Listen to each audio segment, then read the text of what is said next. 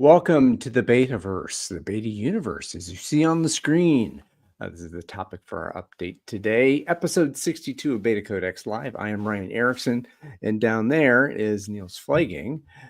We will put ourselves here in the center, say hi, just to tease a bit of the universe.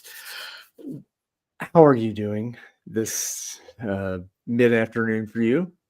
I'm fine, thank you. I just had a week of vacation. This is how I got a little bit of color. That was nice. And now back to business. Indeed. And I just had a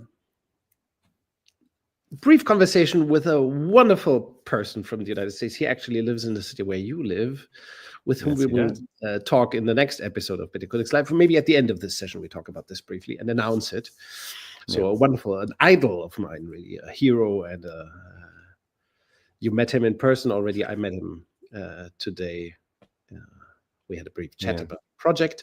So we can announce this at the end of this session. But first, let's talk about the Beta Universe, right? Absolutely. By the way, how are you? Oh, I should ask you as well. I am well. In this living in that slightly declining country. the chaos and the fire and fury of your country. Place. I mean, my country is in a pickle right now as well, but for different reasons. Related, and again, this idea much of what we talk about here, I think, directly relates to what's happening here in the U.S. With the authoritarian efficiency focus and the mechanization and brutalism of what's happening in the federal government, and the ideological reasons behind that, and Whereas you and I, and what we talk about here is all about freedom, and it's about this true dialogue and honoring humanity, at least from my perspective, is the way I receive it and why I came into this place. And it is just so, I would say, angering, but I'm not an angry guy. It's disappointing and activating in a certain way that you need to know what you stand for, and that's important, and it is teaching me a little bit about what I might stand for. So that's my opening riff about what's happening in the chaotic clown world that we live here in the U.S. Yes, in Banana Republic, USA, as I would like to call it. Or Bananas Republic, because it is bananas. Yeah. So I just had a conversation with Silke the other day, and we said we were both so happy that we lived in we lived in the United States, in New York, in pre-Trumpian times, and those were amazing years. But back to business. Back to the business at hand, which is the Beta Universe. As we are here, we have we have boarded onto the Rocinante here, as we are going to travel with the unfortunately named Epstein drive in our back pocket, to a topic that you brought up and have shared on, and I don't know how this came up. I found the document that we're talking about today. I'll put it up here on the screen, about the Beta Universe. Well, and here's the slide, and you don't have to move on to the next slide yet. Maybe give a little context first, right? Yes. Oh, please. What would you like to say? Why did this come up for you? Why do you want to talk about this today? If I remember well, if you maybe triggered by some conversation that we had, I was reminded of this thing. I put this kind of sum up or image about the beta cosmos, the beta universe, the beta ecosystem, as it's called here. Yeah. I put something about that together in 2021, 2022. I think we had already connected at the time, right?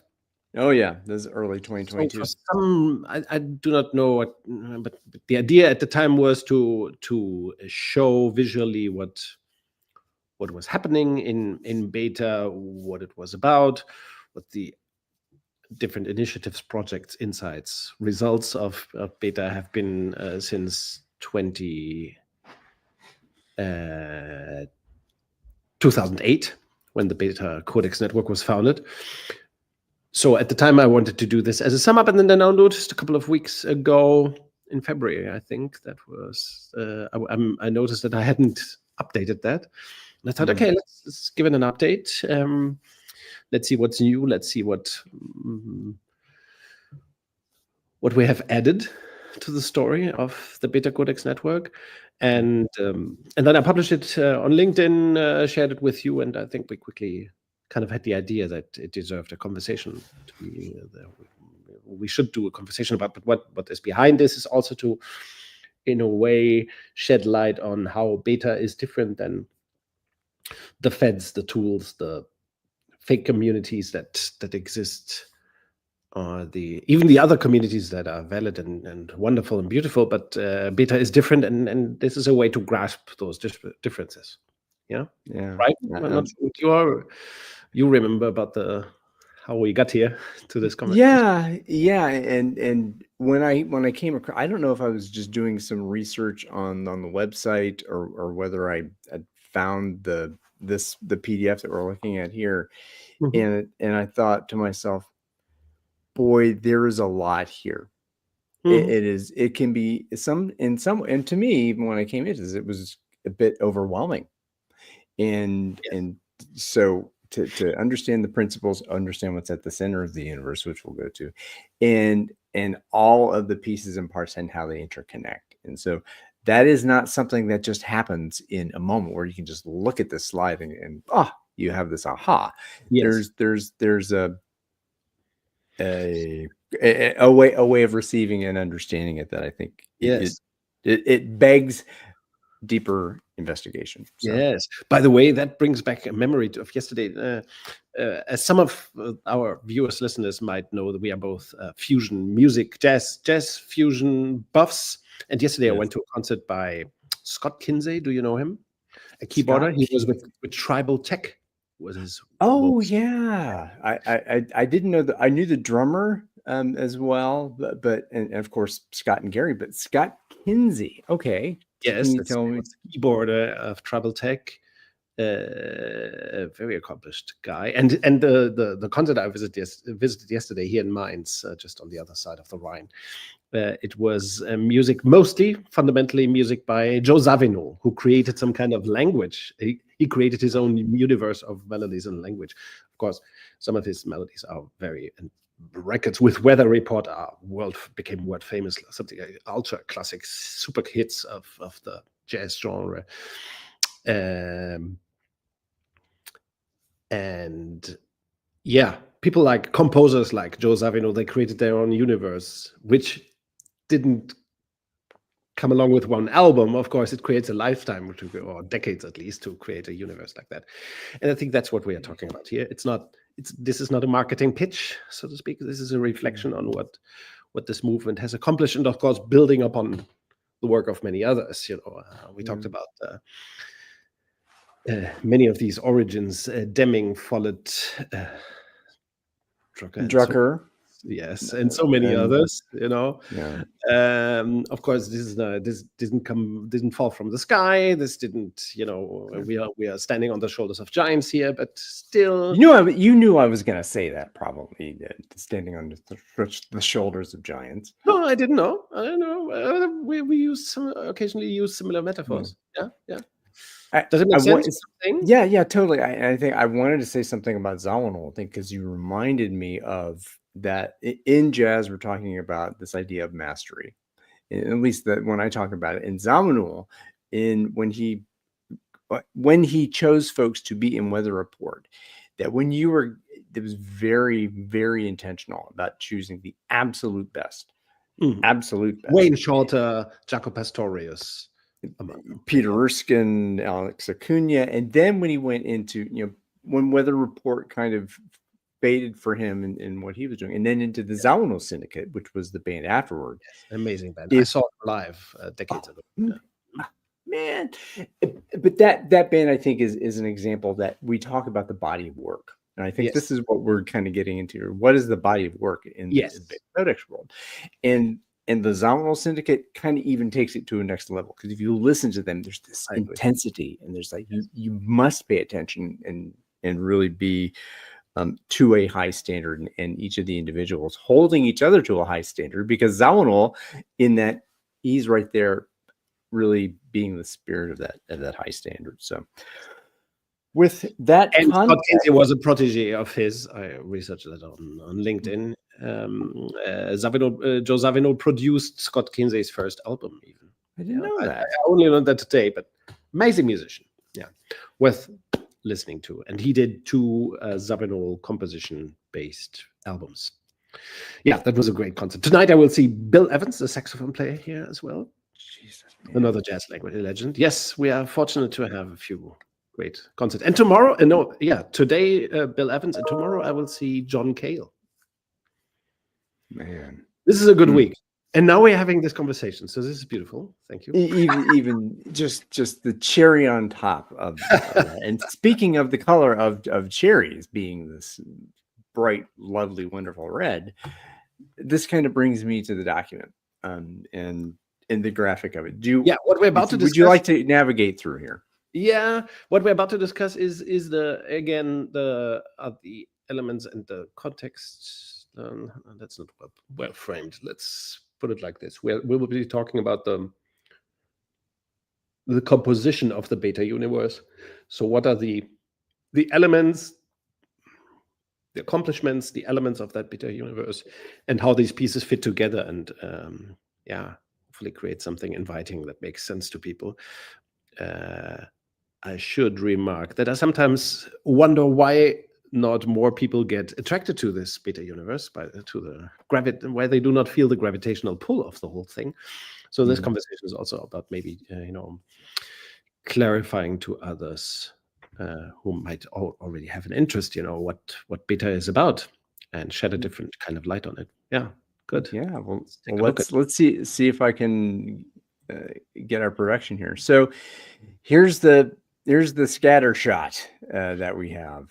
Yes, looks really a little bit like a collection of stars or planets, right? Yeah. And at the center is beta.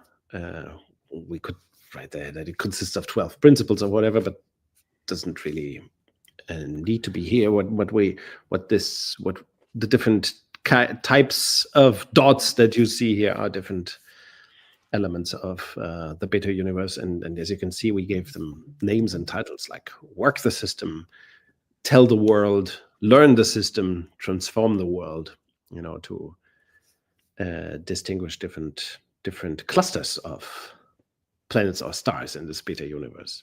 Yeah. I think, and that was really the first time, when I looked at this document again, it's like you're theming them in a very inviting way. And to me, I think that's a nice bridge, because we have the principles at the center of everything we're talking about, and then how the principles are realized in the approaches. I wish I could kind of zoom in and stuff. Maybe I'll do that in the background. The approaches are in red, right? That's what you mean, approaches? The social technology? Yeah, the social technology, the approaches being in red, the bluish there on the right, the tell the world bits. And then the learning bits in orange, and I can't even see in the bottom right, was that the transform the world being in purple, and God, what was the other one in the bottom? It was teach the world. It was teach the world. I think that one too. So I'm going to bring this up in the background. So which of these, how would you like to navigate us through this? And I think one approach might be to explain how we got here, right? To understand the BetaCodex as a set of, or a universe that can be explored and then can be put to use to make beta organizations, beta organizing, beta societies, even organizational democracy happen. So I think a good way is to start to talk about the work the system dots here that are in red, like the center, right? So there are 3 social technologies, and we talked about this in previous episodes. However, it's worth remembering or retelling the story. At a certain point, this might have been 6 or 7 years ago, maybe when we developed Open Space Beta, we kind of realized that to grasp what beta is and was always a little bit intellectually challenging, intellectually hard. Now we have, for example, these booklets. You translated the English version with me. So we had ways of explaining the BetaCodex and its 12 principles and how they are related and so on. However, many people might have wondered, and some told me they wondered, okay, how do we put this into practice? What is it? What's the tool set, for example? What's the angle? How can we do this practically? And when we developed Open Space Beta in 2018, you see that here, the lower red dot. Second, I wondered, okay, if Open Space Beta is the transformation approach to get to a beta organization, what else should be there? Maybe we have ignored possibilities. Maybe we have not acknowledged sufficiently that there are social technologies hidden in beta or needed to bring about a beta organization. So if you understand the transformation approach now, Open Space Beta, what are the other approaches? And it became very quickly clear to us that there had to be an organizational design and structural approach to beta. It was kind of obvious because we had talked of cell structures and cell structure design previously, but we had never acknowledged, okay, this is like a standalone social technology, something that people can learn and grasp and even buy for their organizations. So that was the next step. First the transformation approach, Open Space Beta, then we leap to describe and codify and share as an open source social technology, the cell structure design approach. And of course, at the same time, we realized, okay, then there needed to be another side of the coin to cell structure design, the performance approach, as we call it now, which is relative targets, which became relative targets. Relative targets was always, since the days of Beyond Budgeting, it was the word existed, relative targets existed, but it was meant as another way to frame targets, another way to not to set targets, but to use targets in a beta organization. So we had already used that terminology before, even before 2008. However, then in 2021, early 2021, we decided to turn that into a social technology as well. So say, okay, this is we need a performance systems approach or a performance management approach in conventional management speak. So let's turn that into a social technology again. Then we have a trinity of social technologies: Open Space Beta for the change process or transformation process, cell structure design as an org design approach, and relative targets for performance systems. And then we thought, okay, maybe there might be something else. We then figured out other stuff. Or there might still be other stuff to discover, other red planets, so to speak, to discover. However, we thought of stopping there for a time being. Yeah. Right. So to reflect on what you're talking about again here, you start with the core, right? The center of the universe being the principles, and that as you were bringing that to the market, we're talking about it's very. I'm trying to move this around, but you can't. Yeah, it's EF, my friend. Yeah, it's because it's there. Oh, good Lord! I should have sent you the PowerPoint. It's well, no. Here we go.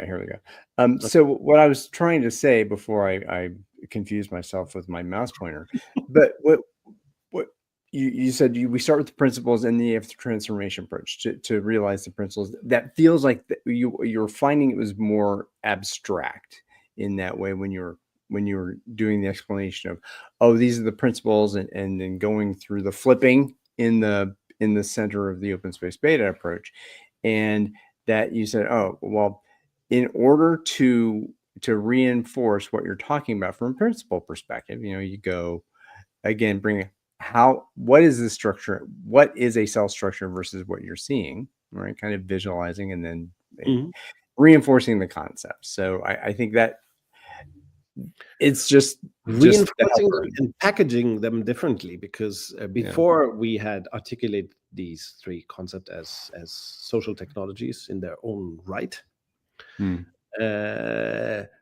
Again, we had used the terms, we had known most of the concepts, but then we kind of bundled them into meta approaches. So these are already, powerful approaches. Open space beta consists of many concepts, as you know. Cell structure design consists of many concepts, if you look at it closer.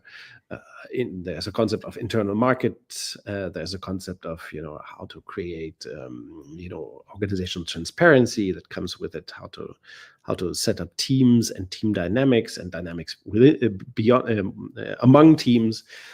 So, and relative targets also, it doesn't talk as a social technology. Relative targets is not about targets, it's also about compensation and reporting and planning or not planning and how to do forecasting, how to evaluate.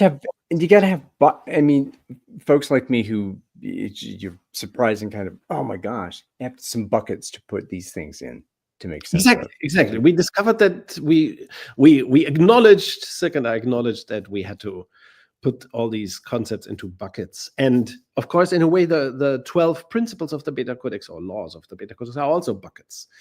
But we thought that was a very abstract way of looking at beta, and it would be more accessible and interesting, and not diminishing the plausibility or the logic of it, to put them into buckets, to sort these concepts into buckets differently.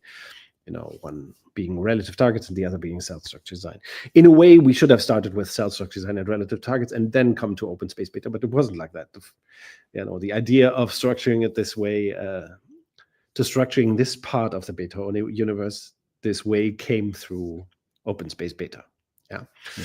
But of course, let's move to the bright blue on the left, lower left.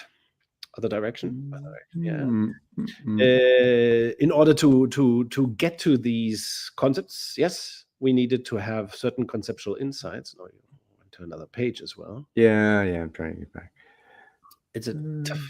I definitely should have sent you this in a different. Nah, that's okay. That's okay. I just and here are two key concepts that we that we had to unravel. Changes flipping in 2015 or 16, yes. And time box change came together with open space beta. We needed those insights to arrive at cell structure at open space beta, and there below there is another one about org physics. We needed to understand org physics to get to a better understanding of cell structure design. So all these theorize the system elements of the beta universe helped us to then conceive the social technology. So of course these things are interdependent, right? They do not exist just by themselves.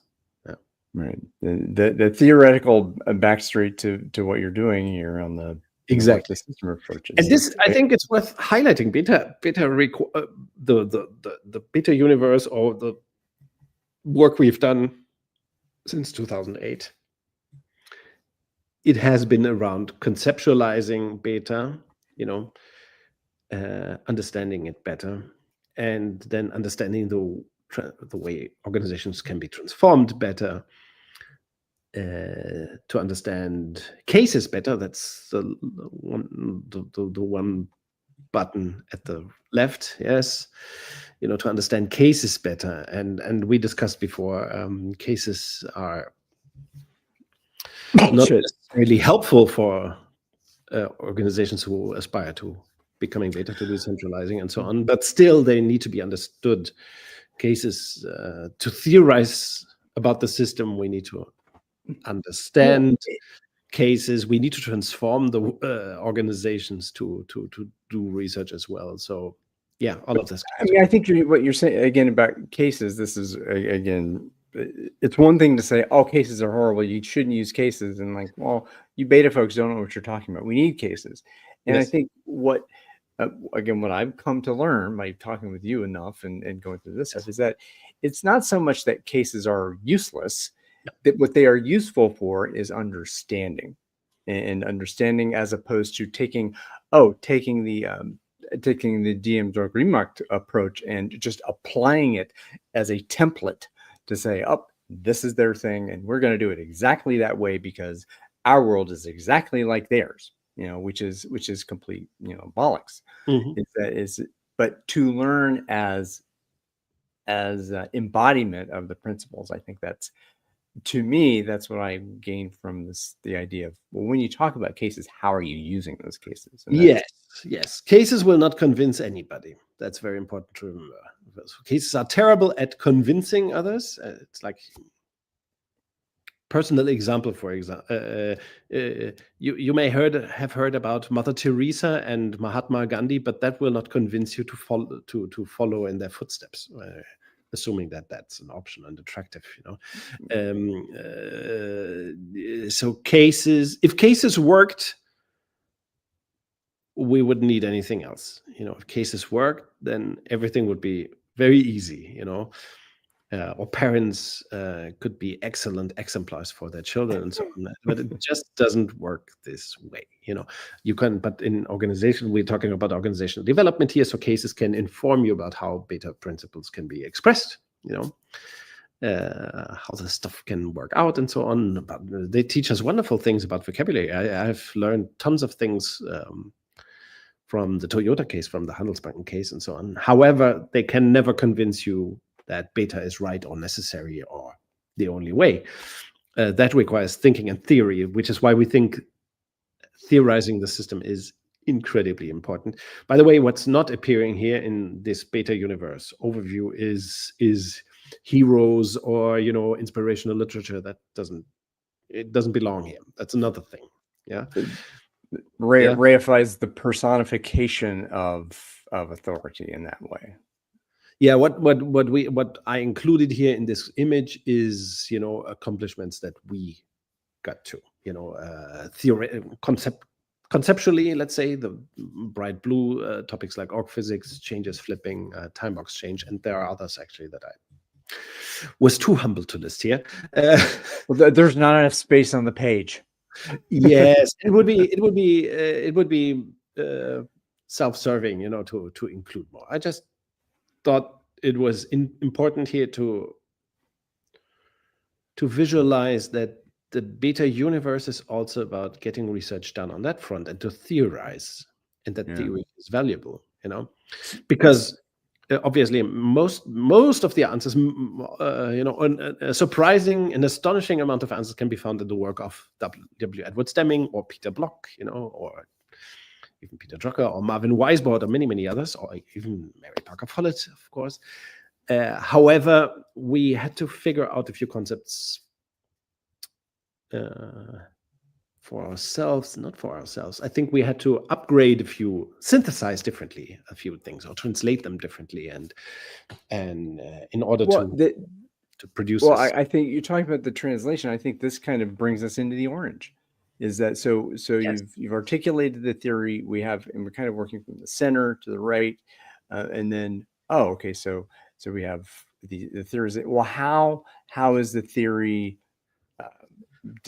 dissemination? But what does it take to learn the system, to learn the theory, so that you can apply the system?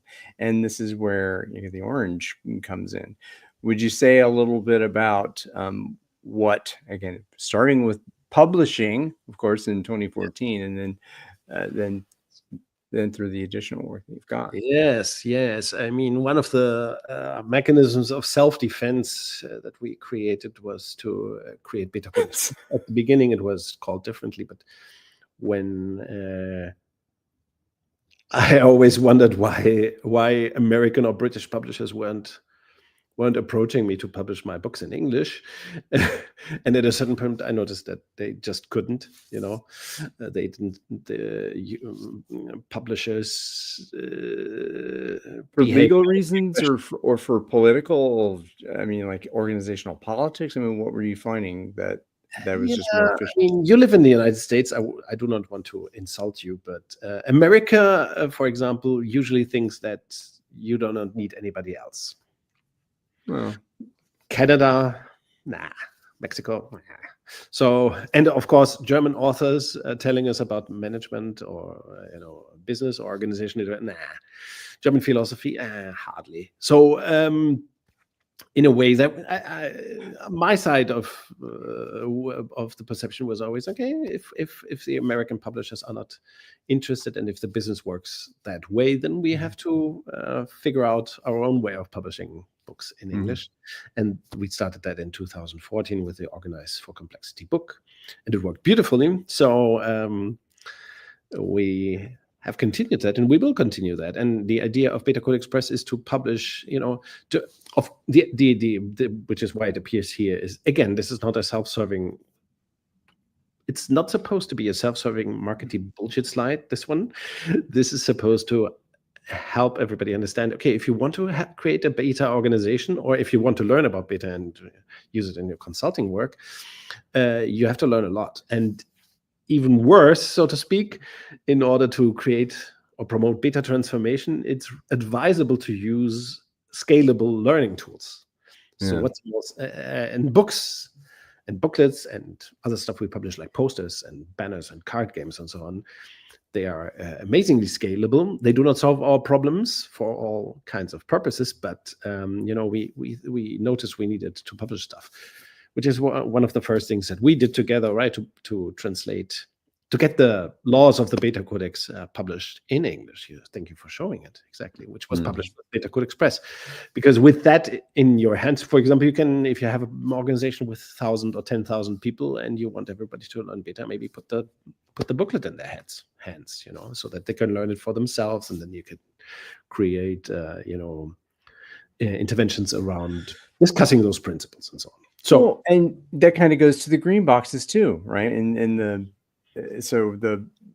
embodying the principles, making them tactile with the learning bundles, the cards. I think the learning boxes, that was when people were only maybe in person together as opposed to being as you and I are here.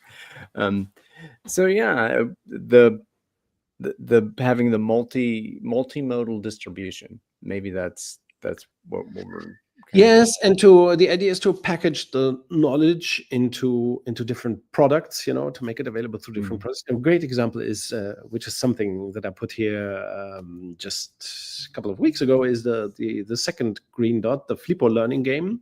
So our friend Ernesto from Argentina, he created his own beta learning card game, which is called Flippo. And he uses it with corporate clients, with larger groups. So very interesting way of developing tools and approaches and products. Really, the green is products, so to speak, right? Yeah. Okay. Posters, banners, card games. I didn't put a name there, but the idea is tools and products. Touch the world. How about that?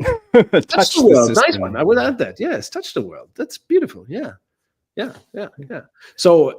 And this is, there is this button that says, what's next? Of course, we are only beginning to, produce products and tools for learning. Much more can be done. We have the publisher, BetaCodex Press. We have lots of products. And as for learning bundles, I've sent the boxes around open space beta. I think I sent them to all continents already, so there's international demand, and of these kind of products, they can be used internationally too. So yeah. And today we have courses in several languages and so on, which is all helpful to promote the learning and to get beta transformation enabled. Yeah. And then we've over here what we're doing right now, telling the world here in the sure, yeah, we are. Where are we now? Sounds like we're over BetaCodex Live podcast on the top. Yes. Well, what the hell is that? Oh, that's this. What we're doing right now. That's this. Tell her about it, as Billy Joel would say. I don't know the rest of the lyrics, but tell her about it. Give her everything. All the crazy creams. Yeah. Okay. Yeah. So part of widening the beta universe, of expanding the beta universe, is tell the world about beta and make it understandable in other formats than books and products. Yeah. So we have 3 podcasts here already. Portuguese started last year, and Spanish as well. Yeah. Yeah.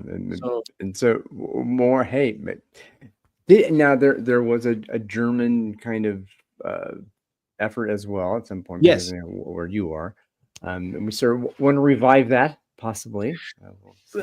I think, and this is interesting. When I updated this, I took out the meetups, because we had very active meetups during the COVID crisis, and some English speaking meetups, I think, but Yeah. mostly in German. So there was a dot here for meetups, and I thought to just take it out for the time being. We can add new forms of telling the world at any time. We can do conferences, workshops, seminars, whatever is needed. But I thought that there should only be active stuff here. Yeah. Right. So again, that brings us into the what's next circle, right? So yeah, I think first to conclude, I mean, there are many 50 shades of telling the world. Some is podcasting, some is social media, research papers, the network's website, of course. I put the of course, I had to look up some of this information. When did we? There were we are in the third generation of the community website, and I looked up the dates when we rebooted them. Yeah. So yes, all these things are necessary to tell the world, and necessary but not sufficient. There's also, interestingly, at the top right, there is this physical BetaHof locations. That two of those beta farms, so to speak, exist. Two. Yeah, two sites, one in the south and one in the north. Totally, let's say, entrepreneurial undergoing. So Sigurd and I are not involved at all with that, but I think it's a lovely thing, and there will be a beta conference in one of them in May, I think, in April or May. For those of you all around the world who want to travel, now this would not be in Wiesbaden, but this and would to speak German in this case. and to speak, of course. Well. Actually, in Wiesbaden, of course, we do other events in Wiesbaden too. I mean, not all event formats appear here. Yeah, this is just, the idea is just to highlight more continuous things. Yeah. So again, this is just the top of the water, and each of these colors could be, extrapolated into other places. Yeah, you could put more moons next to do you remember that tool Prezi? I think Prezi was that tool that you could click on each of these little, and they would take you into the special universe. So in interactive mode. But so this is the landscape, or the universe. Again, the ever expanding universe. There's a Monty Python joke in there somewhere. But so then the question comes, okay, so there's the what. I missed two, or we forgot two, which are Myself at Work and Comenius, which are other learning systems or other modes of learning, or which we have not discussed in this format as yet, in this forum, which may be a way that we can demonstrate how the principles of the BetaCodex apply in terms of, maybe that's another series of episodes. We're right now talking about what is the system, the universe of the system. What's in it. We've talked about transformation a lot and theory a lot, but I think these the other tools that touch the world, right? So maybe this is the theme of the Touch the World episode. Maybe. So for sure. Just to give a little bit of context, the idea for Comenius came up in our work with organizations, and us thinking, okay, if we work with larger organizations, how do we, beyond books and posters and booklets and card games, what other modes of learning would be good to have? And we came up with this idea, inspired by a company in Canada called Coaching Ourselves. They created a way of, they call it peer coaching. It's really small group conversations that would allow peers to learn with each other, for each other, in conversations, reflective conversations, about organizations, and Coaching Ourselves developed that for managers exclusively, which we thought was not ideal. We wanted to, we thought of reaching entire democratization. Yes. All levels of organizations. So we thought, okay, if imagine we have a client with 10,000 people, can we reach 10,000 people in few days or weeks, and enable them to learn for themselves in a voluntary fashion, in an inviting way, invitational way, learn pretty much the same things at the same time in small group conversations, very much like open space but without open space, And the result was a didactic, really a social technology that's not depicted in the graphic anymore. We call it learning circles by Red 42. And out of that came a learning platform, a software tech platform, and an ed tech company called Comenius, and we launched that 3 years ago. What does it say here? 2021. Yeah. So yes. Comenius came from the realization that, okay, we must have something more, to promote beta learning and all kinds of learning in organizations about complex matters, stuff that cannot be learned through checklists and stupid, individualizing courses, online courses. Yeah. Well, I mean, and if you're talking about growing learning through an organ, I don't like the scaling term. It's kind of just, but if you're talking about growing learning, you want to have that happening simultaneous with people doing it together, creating the bonds of social density that I mean, that's a natural process, as opposed to shipping a couple people all over the world, giving them a blast of 2 days, 16 hours that you got to know everything. All the stuff here in 2 days, you have to know this entire universe, and you got to shove it into them and then expect that to just grow, as opposed to what you do with an actual living being is that you nurture it, you feed it, you give it air. And I think that's part of this idea, again, the small group together with each other, for each other, developing the bonds and the, and the connection to be able to expand and grow, as opposed to scaling, which is what you would do with a machine. So yes, I sometimes use the term scaling in relation to Comenius, but it's kind of with a wink, because open space, for example, how does open space scale? Because open space is also about small group conversations, but you can have many. You can have thousands of people in the same space having small group conversations. So it scales to thousands of people. No. In a way, right? In a way. Yeah. In a way of expressing this you can reach large groups through small groups. That's what it means. No more, no less. Yeah. And this comes through about learning and showing and speaking the language that is spoken, starting with that so when we're talking about, well, so how do you scale this? Well, there's one approach you could just argue, like I'm probably doing right now. Oh, no, you don't scale, you grow, or and it's totally the criticism, all that criticism about the bullshit word scaling is totally correct. In this specific context, I sometimes use the word to signal to people that you can produce learning in large groups in very little time, in a consistent way, without forcing or bribing or having them cramming stuff with this kind of approach. But you're totally right. Of course, learning doesn't scale, and scaling in complexity doesn't. The word doesn't make any sense. However, this is about unleashing learning in large groups through the power of small groups. That's what it means.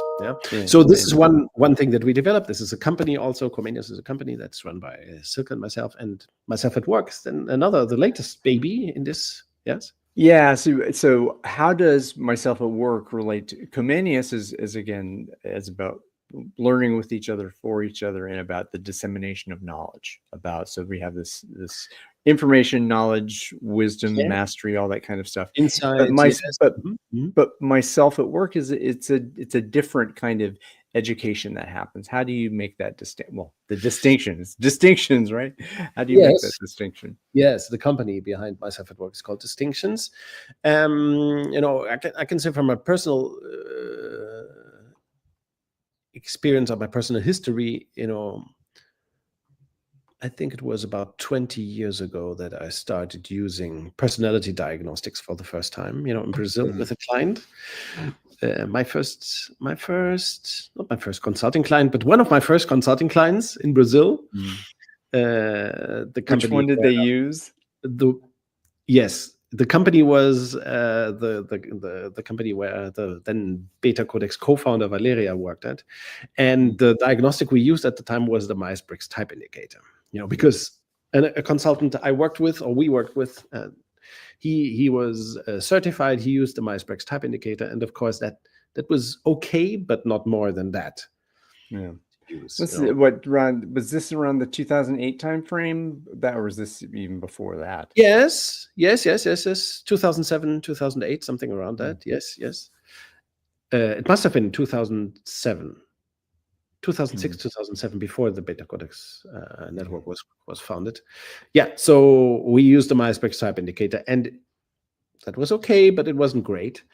Yeah. But I understood that we needed something, to do to make beta transformation happen. We needed also an access to psychology, to social psychology on one side, and individual psychology and group dynamics on the other side.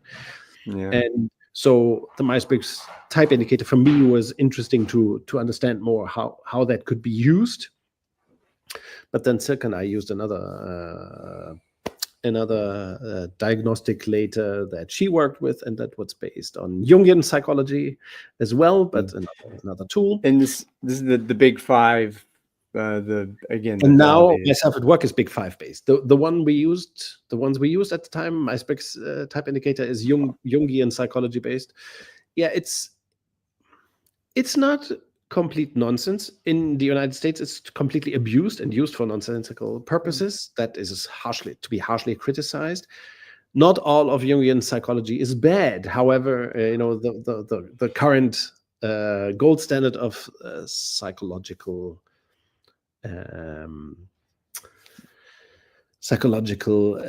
analysis, let's say psychometric diagnostics, that's the correct one, yes, is the big five model, which is far more powerful than Jungian psychology, of course.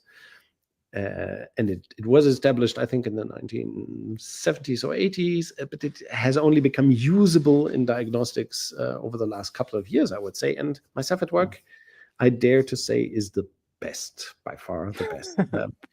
Why? Because it was developed as a well, I think what again, the distinction for me is that Myers-Briggs, what my favorite had been, and I kind of still drift to, would be the Clifton Strengths Finder. I like that. I like the language of it and like how that works. But there's and DISC, all those things, they're snapshots, right? They're not. To me, what is implied from myself at work is that there's more of a togethering, of learning together, and kind of how might I understand you, and how do I understand myself, and how do we play together? Yes. What the other diagnostic tools that you just mentioned have in common is that they are not totally on the beta side of things. They are strong of referencing bosses or leaders and leadership. Leadership essential. Yeah. If you look at all those tools, they use the language of command and control. They use one of the Clifton strengths is actually called command. So and then I will not talk about names, but most of these diagnostics are strong in judging people. I would say the overwhelming share of personality diagnostics is high on judging people. Myers-Briggs type indicator, for example, methodology fundamentally is not about judging people, but is hugely used by those who use it to judge and classify and promote or disqualify. So most, if not all, the other instruments, I think, are biased on the alpha side, and they are biased towards judging people, which in our mind is obnoxious and evil, authoritarian, evil, power over kind of stuff. Terrible. Yes.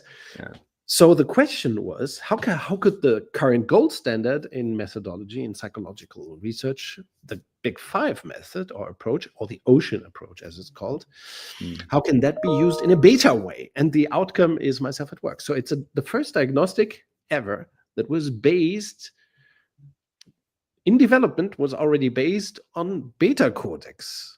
principles, which is why in myself at work, words like leader or leading or leadership do not even appear. Born in beta. Yeah, it's about with each other, for each other, and connection and relatedness and togetherness, and it's about working on eye level and so on.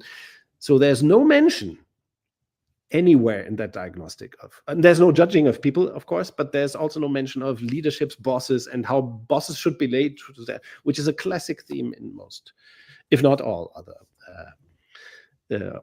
psychometric diagnostics and their debriefings and so on. So all this is systematically excluded from myself at work, which makes it very interesting to people who have already suffered from other diagnostics, who have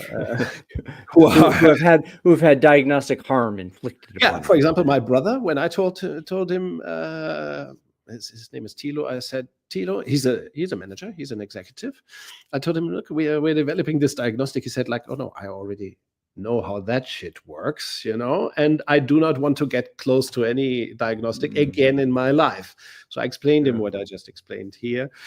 And he did the diagnostic, myself at work, and he said he was amazed, how it's different and that it has nothing to do with the other diagnostics that he had suffered from. So yeah, this is a way of using personality diagnostics, psychometric diagnostics to be exact, or personality testing, if you like to call it like this, in a way that is not command and control oriented, in a way that's not judgmental, that is not for the purpose of promoting or hiring people, but designed for the purpose of, unleashing human potential, really human development, and let's say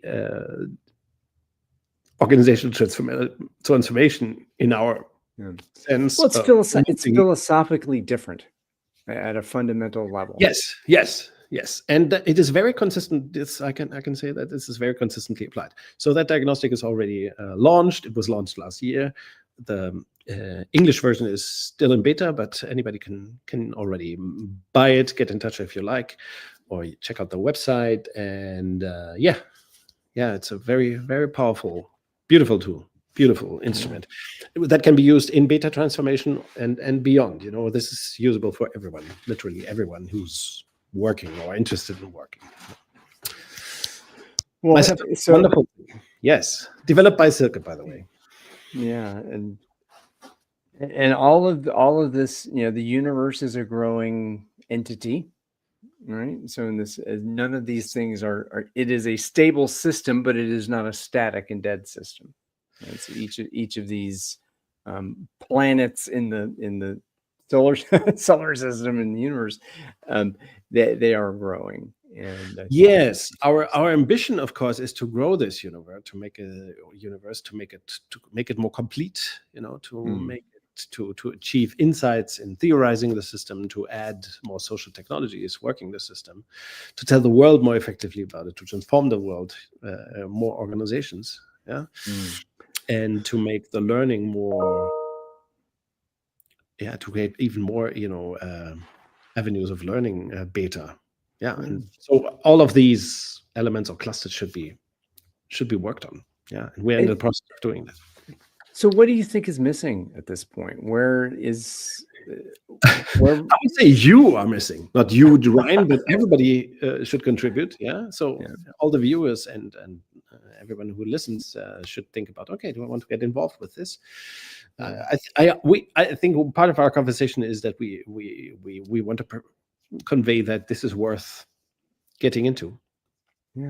And it's not just about and it's deserving of commitment to commit to the knowledge and to understanding. It's a no bullshit way of looking at organizational development, of how to where organizations should be taken to. It's a pretty consistent and broad, approach to looking at organizations differently, and I hope this also transports that we've come a long way since 2008. Absolutely. I think it is evidence of that, and I think those of us who care and who wish to be involved in this universe will continue to take it further. Yeah, this is an invitation for everybody to join, to join into the research, to take a good look at the website, get involved in the what we call research, which is basically telling the world, theorizing the system, we can do research in all kinds of manners, also researching transformation cases, BetaCodex, beta cases. So much is possible. And everybody, literally everybody is invited to join. Absolutely. And all are welcome. All are welcome. Maybe that's a poltergeist reference, possibly. Would you like to say anything more about the universe before we kind of look forward into our next episode, into episode 63? No, I think we are looking forward to feedback, and maybe we missed something or left some question open. Please get in touch. Yeah.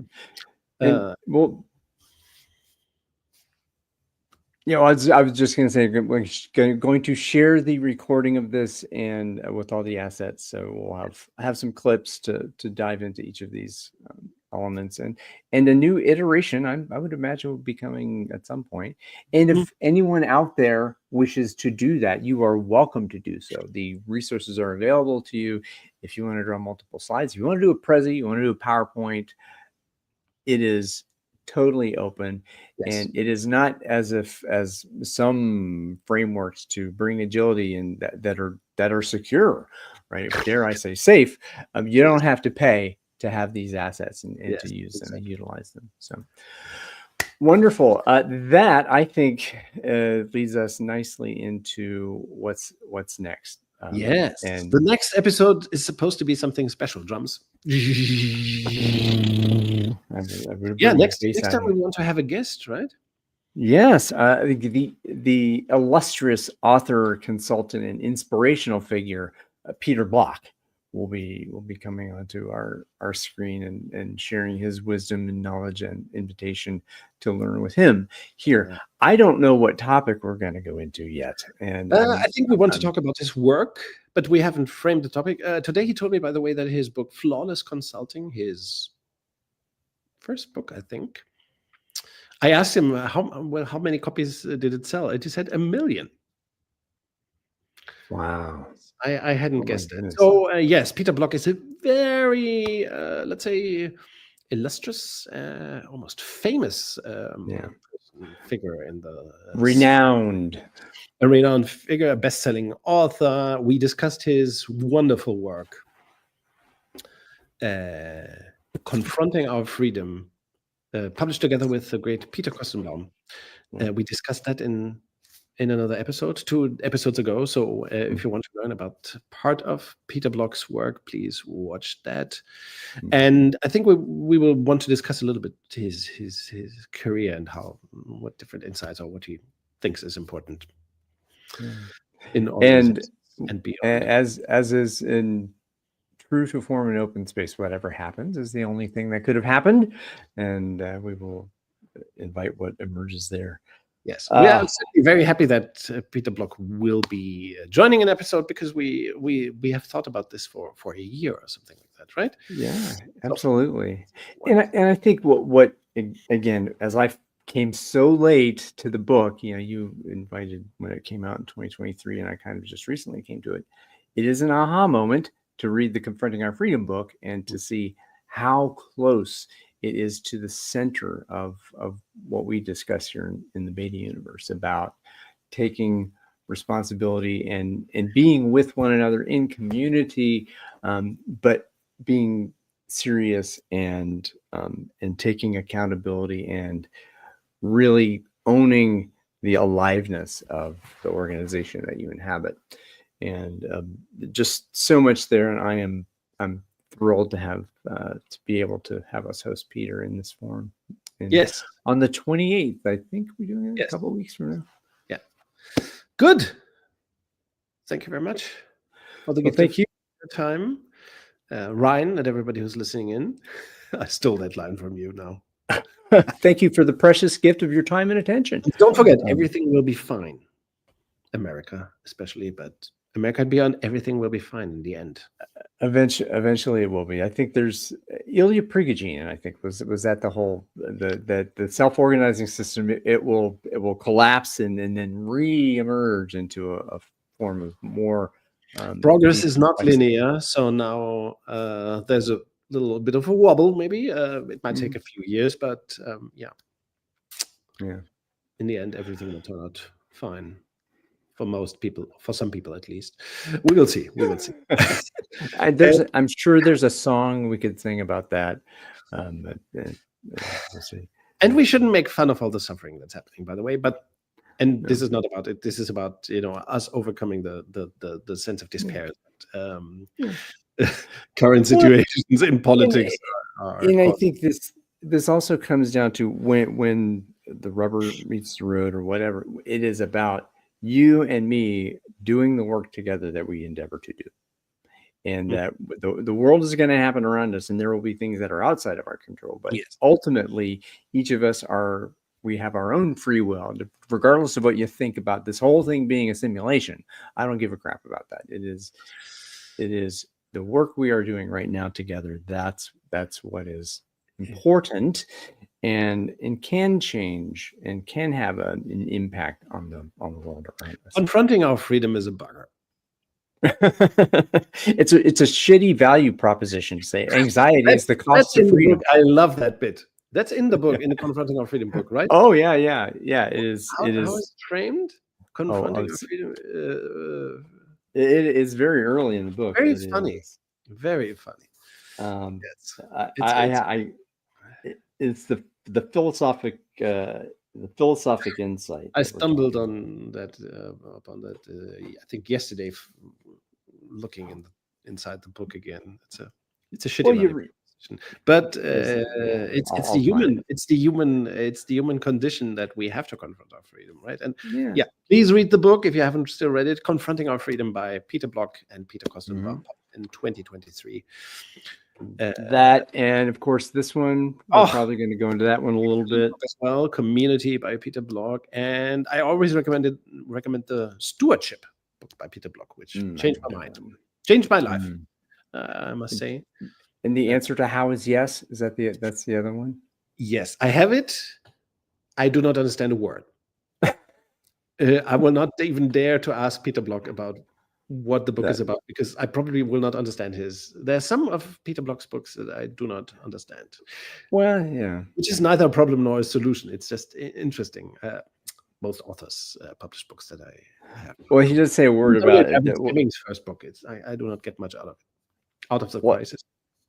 In Confronting Our Freedom, I think Kestenbaum says something about German philosophers. You only understand what they're talking about by the second chapter of the book, which is actually the second sentence of the book at that point as well. Yes, Germans suck, and the German language sucks, and German philosophers. Still, you have to read them. Yes. Should I tell them that I had deviating totally, but the official part is already done. The official part is done. We're just riffing here. I will cut this off at some point. I'm trying to rejigger how these episodes happen and make them in other forms. But so there's a joke I heard the other day. I'm probably gonna whatever it is. So Schrodinger, Gödel, and Noam Chomsky walk into a bar, and somebody tells them a joke, and they don't laugh at it. And Schrodinger says, "Well, I don't know if the joke is funny or not because I can't see the joke." And Gödel says, "Well, of course the joke isn't funny because you have to be outside of it to witness the joke." And Choem says, "Of course." Chomsky says, "Of course it's funny. You're just telling it wrong." So. Right. So what are you talking about, Ryan? Well, it means that you have to know who Schrodinger is, right? The Schrodinger's cat. And you have to know who Gödel is about incompleteness, and you have to know about Noam Chomsky being more. He's an American. He's the only American in this, but I do not get his what he thinks. He's a linguist. But you're telling it in a bad way because Noam Chomsky always knows everything better. Is that the thing where Noam Chomsky comes from? He is at his core a linguist. He has become to be much more politically associated, but his mastery is in linguistics. So that's where that comes from. Okay, I'm not a fan of Noam Chomsky. I must say, I dislike his work. Yeah, he's like. Do you like his work, Noam Chomsky? Well, I haven't read much of it. I go over the top of it. The one work that inspires me, much of the work that I'm interested in, is manufacturing consent, which is this idea of industrializing a conversation so that only certain pieces of that conversation are acceptable. That sounds terrible. Who suggests that? Well, that's Chomsky. That's his book, Manufacturing Consent. That's why I dislike Chomsky, because of that kind of stuff. The wording and what is that? Is that a philosophy of manipulation? It sounds like it. Right? Well, it is. I think I always think whenever I read something, even interviews with Chomsky, I think the man is evil. Maybe I'm totally wrong, and I do not get his ideas at all. Maybe his language is just alien to me. But as a linguist, that's a kind of damning condemnation. No. I think he wants to be elitist. He's considered a grand American intellectual. I'm aware of that, which is why I've tried several times to understand his work. However, every time I get closer to it, I think it's evil. It's the dark side calling me. No, I don't want to be there. Yeah, but this is really wrong. Maybe I still figure it out. I think he's highly admired in the United States. Well, many people who may not deserve to be are admired here and there and through history. Maybe I just don't. So, any of you who watch this and who are diehard Chomskyites and want to blast the opinion here, please do enlighten us. We invite disagreement, and as one of the 6 conversations I think the joke was good. It just was told in a lousy way. Well, you're right, because the setup for the joke. Well, no, seriously, I was gonna psychologize myself here and say something like this. Well, the joke, I learned the joke from my favorite book, The Icarus Deception. Inside there. Yeah, it is. He tells a joke in the Icarus Deception. I do not get your favorite author either. Most of his books. Well, he, again, as many of the authors out there, they come in with an ideological, philosophical perspective, and they do kind of say the same thing many times over in different ways. Harrison Owen is the same way. Yes. As much as I love Harrison, you get it when you read his work. But it's wonderful, it's beautiful. I love it. Seth is the same way. It's like mantra. It's like a mantra. Yeah. No, and Seth Godin is a witty writer, not to be underestimated, of course. But I do not have that book. Show it again. The Icarus Deception. The Icarus Deception. The idea here is, now this is a story I can kind of tell very short. That the myth that folks are told about Icarus is that it's this young guy. He gets wings of wax made by his father. And he flies off and goes, because he's just an idiot, has all this hubris. He flies too close to the sun. Yes, and he falls to his death. But actually, in the real story of Icarus, Daedalus, Icarus's father, did not only warn him not to go too high. Icarus's father, Daedalus, said, "Do not go too low, because you will be drawn into the sea and also die if you fly too low." So the point of the deception is that fly higher, because the world is not devoid of people who don't fly high enough. The world is far too filled with people who don't expect more of themselves and fall into the sea because they don't fly high enough. So that's the thesis of the book, and it is inspirational to me. Thesis of this beautiful Seth Godin book. It's the core of it. It's the core of it. So it brings the name of it back. So I enjoy it. Dude. Fly higher, dude. Well, okay. Interesting. I wasn't aware of that. Thank you for folks. If you were going to be a part of the after show here with Niels, he's going to rip me a new one about that book. No, I would never do that. I would probably do that. You will probably do that, and so we'll defend. Thank No, you, I had no everybody. idea about that story. Thank you for telling it. I was also You're, a victim of the Icarus deception. Apparently, good. Naughty right, well, Daedalus. Oh no, Daedalus is underestimated. Daedalus is underestimated. Daedalus is he's giving good advice. It was not only the one piece of advice. It was a balanced piece of advice. Yes. To be It aware. was an in-between thing, and it's hard to fly high enough, but not too high. Right? Exactly. Just right. The Goldilocks zone. It's like the Goldilocks planets in in the universe that we talk about. True. You've heard about that. Oh, the other thing I was going to say as we just kind of go off into the ether here. So I mentioned the Rocinante. I was going to say, there are many spaceships which you can fly into the universe that have different. You can fly in the Millennium Falcon. You can fly in an X-wing. You can fly in the Starship Enterprise. You could fly on the Galactica, and each of those has a story to it, right? So you have the I would say immature, the kind of the very simple space opera of Star Wars. Mm-hmm. You have the deep intellectual and ideological, bit of Star Trek, which is there, and then you have the gritty realism of the reinvention of Battlestar Galactica, and then the literary realness and richness of The Expanse, which is again of those my favorite, and I think you enjoy that too. So yes, I thought. Expanse fan, a Babylon 5 fan, but also I need to watch Babylon 5. It's the most philosophical of all space operas. Beautiful. Yeah, well, wherever that is. It makes you cry. Towards season 3, 4. If you do not cry, you're not a human being. It's impossible. How many seasons were there in Babylon 5? 5, I think. Right. So that's a manageable number. Totally. And I can tell you, every episode is worthwhile. It's a very strange thing. Of course, this was filmed at the same time when Deep Space Nine was filmed. I think that was very good. Maybe the best the best Star Trek series of all. So it was odd, right? There were 2 space stations series at the time, Deep Space Nine and Babylon 5. And both are very good, but Babylon 5 is otherworldly, really superior. So yeah.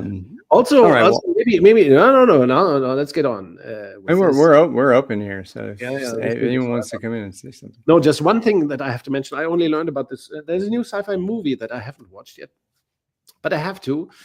Maybe everybody already knows it. It's called Mickey 17.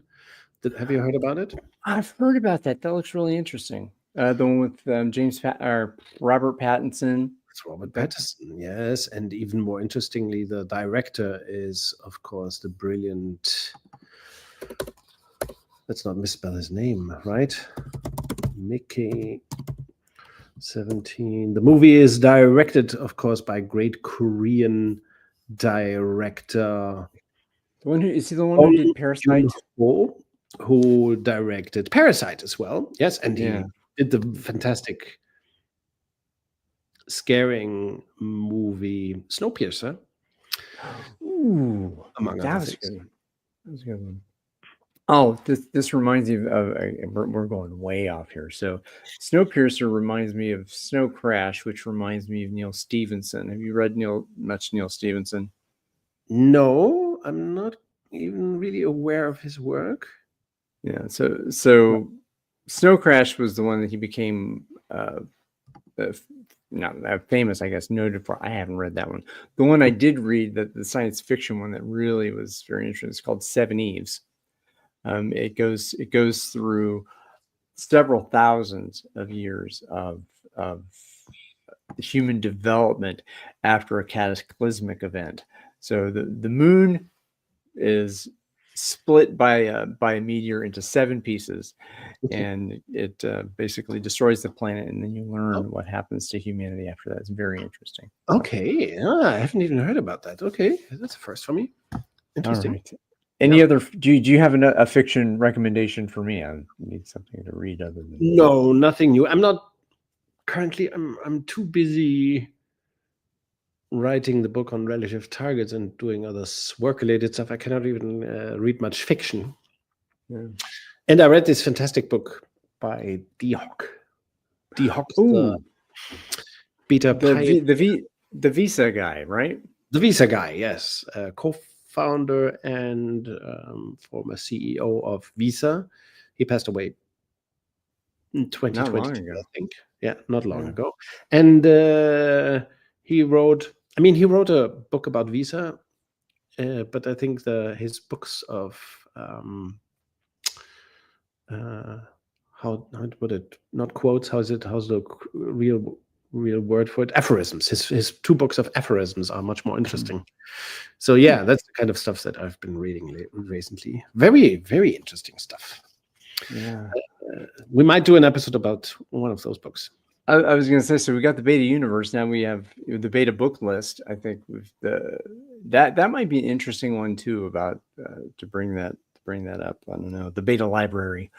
Yes, possibly. Yes, beta. And so beta. Here you go. We talked about this too. Is beta universe. We talked about beta university. I think that was one thing that that we discussed, that this is a learning. This is that. Okay, so we're going way off. We can discuss the efforts, and we might talk about books again. We started this podcast talking about a book, right? We started with the What Would Drucker Do book. So maybe we should go back to aphorisms and quotes. Yeah, at some point. D. Hock? D. Hock. Highly recommended. All right. Okay, buddy. I'll see you on the back end, and we'll talk a little bit about what happens next. See you all in the world. Thank you for the precious gift of your time and attention. Be well, do well. Talk to you later.